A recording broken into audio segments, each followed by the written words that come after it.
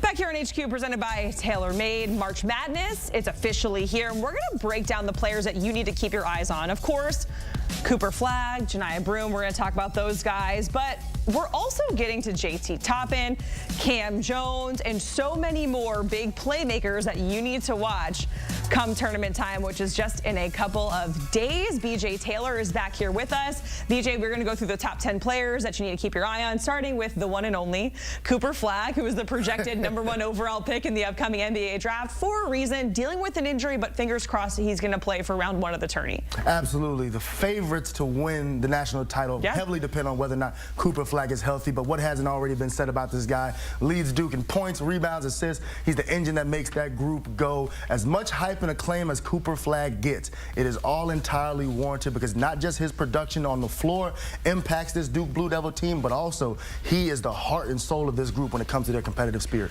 Yeah, it's funny because at the start of the season, it was like, have you seen Cooper Flagg play yet? And then literally within 2 minutes of any game, you understand why, what all the fuss is about. We're going to go to Auburn, and we're talking about the SEC Player of the Year, also in that National Player of the Year conversation, along with Cooper Flagg, and that is, of course, Auburn's Janai Broom.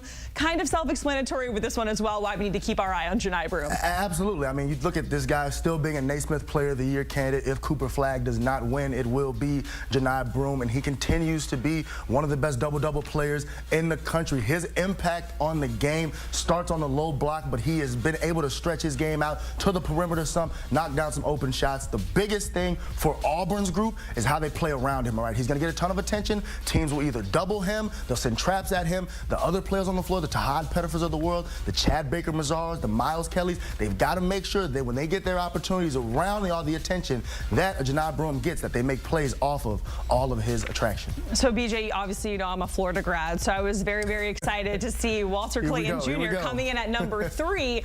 I always had to do a double take at the stat when he's the first Gator in program history to be first-team All-American. When you think of all the greats that have come through, but it is crazy, a crazy but true stat, and he is the heart and soul of that offense there in Gainesville. Absolutely. I mean, you think back to Torian Green being the point guard of those teams that won 2 back-to-back national titles. You go to Scotty Wilbekin and the success that he had, or Irving Walker back in the day. Walter Clayton is in the ilk of all of those guys, if not better. I've never seen a guy take the steps and improve throughout the season when they were already a really good player at the beginning of the season to where he is now. He has worked his way into being considered the best point guard in the country. This guy that played the 2 guard last season, he was a shooting guard. You're the best point guard on your team right now in the country.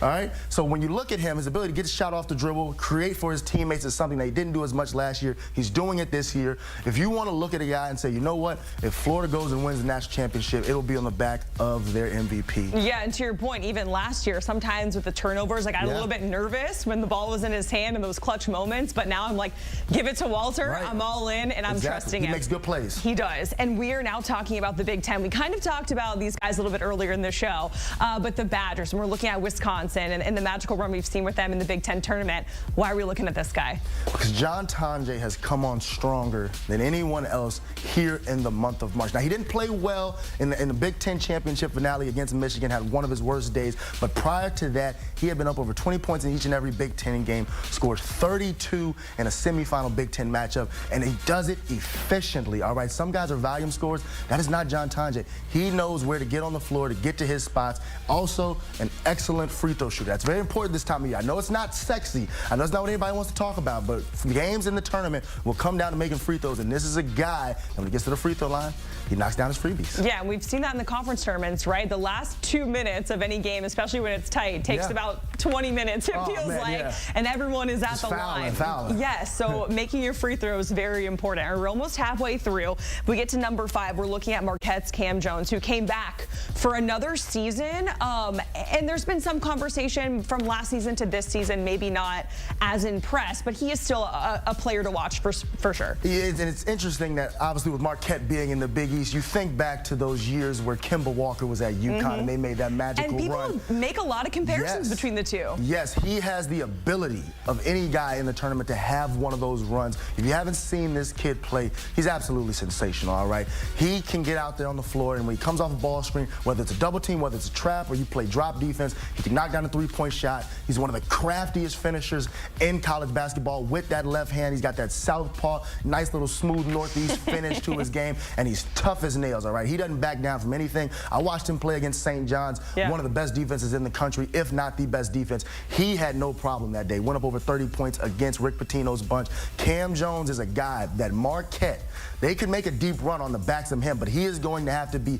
Kemba Walker level special, Shabazz Napier level special. But this kid has the ability to do that. And you know what? Experience matters. We talk about that in March Madness all the time, whether it's the coaches, whether it's the players, and we know that he does have March experience. All right, let's talk about Texas Tech, and we're talking about JT Toppin, who is the Big 12 Player of the Year, and he's making your list here. And probably one of the more unknown players to people in the country, right? If you're a casual basketball fan, you probably haven't heard of JT Toppin, but I promise you, every coach in the Big 12 knows exactly who this guy is, all right? JT Toppin, the best offensive rebounder in college basketball. He gets over 3 boards a game, averages up close to 20 points, nearly 10 boards. He is the key to Grant McCasland's offense. He anchors a large part of their defense with his versatility. This is a guy that if Texas Tech wants to make their way into the second weekend, you're going to need JT Toppin to play well. He has the ability down low to finish with that left hand and make plays. He's special. He can go up high for the lob, as you see right there. Go up high, throw one down, Jordan. Excuse me. I like the way JT Toppin plays basketball. It's a lot of J anchors here. It's a lot of J's. There's Janai, Jordan, Jacqueline. Exactly. It's a lot. But you're the Michael Jordan. Oh, okay. Wow, thank you. Nice save there, BJ. Yeah, you did. I'm just glad we don't have to look at the Big 12 tournament core anymore because Loki kind of is giving me a headache. No shade. Let's go to Michigan because it's really been impressive what Dusty May has been able to do, including bringing over some guys from FAU, and Vlad is included. I mean, we're both Florida people, right? Who would have thought 3 or 4 years ago that we say, hey, you know, if you bring a few guys from Florida Atlantic up to the Big Ten in basketball, you'll probably have a pretty good team. Yeah, you're going to be winning there in Ann Arbor. That's exactly what Dusty May has done, and this guy has been the staple inside. Vlad Goldin, better known as Vlad Goldin, the Big Ten Conference Player of the tournament. He was Big Ten MVP in the tournament, and he had a tremendous game in their semifinal win over Maryland, 25 points, 10 rebounds. Michigan is unique because they kind of play basketball backwards in today's society where everybody plays perimeter-oriented games. What do you mean by that? They lean on Vlad Goldin inside, and they lean on his running mate at the front court in the forward position of Danny Wolf. They lean on those two. They're their leading scorers. Trey Donaldson does make plays in the backcourt at the point guard position, but Michigan's success is heavily reliant on 2 front court players, which kind of takes you back to 80s basketball. Yeah, we have 3 more to go here. We're talking about Iowa State. Once upon a time, we were talking about them on the one line, dealing with injuries now, but why is this guy on your list? Curtis Jones, the best 6th man in college basketball, hands down. Now, it's interesting because they will be without their 2nd best player, Keyshawn Gilbert, for the entire NCAA tournament. That was announced yesterday. Without Keyshawn Gilbert, Curtis Jones will be thrusted into the starting lineup, and if Iowa State wants to find any form like they had in the non-conference, Curtis Jones is going to have to be absolutely special for the Cyclones. All right, let's go to Memphis. We're talking about PJ Hagerty because before the AAC, Penny Hardaway was saying, hey, we need him to step up. We need production, and we saw just that from him. Penny Hardaway's milking every last bit of juice and every last bit of juice he can get out of this guy, all right? He's squeezing every drop out of the orange. PJ Hagerty was giving him 22 points per game.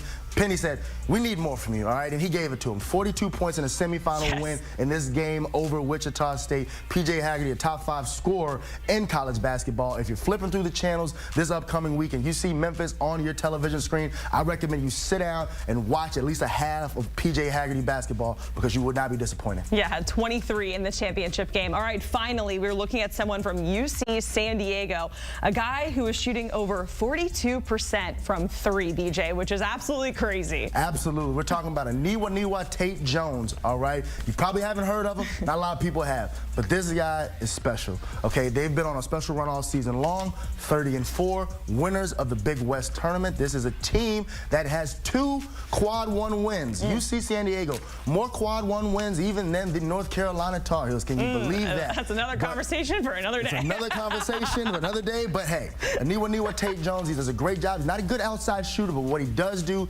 great at getting to the free throw line. All right, this guy shoots nearly 10 free throws per game, knows how to get to the line, draw those fouls. And this time of year, it's not about how you get it done, as long as you get it done. And Niwa Tait-Jones knows how to get it done. Yep, a win is a win. BJ, Taylor, we certainly appreciate it. Going through the top 10 players to watch in the NCAA tournament, of course, headlined by Flagg, Janai Broom, and then Clayton Jr. rounding out the top 3.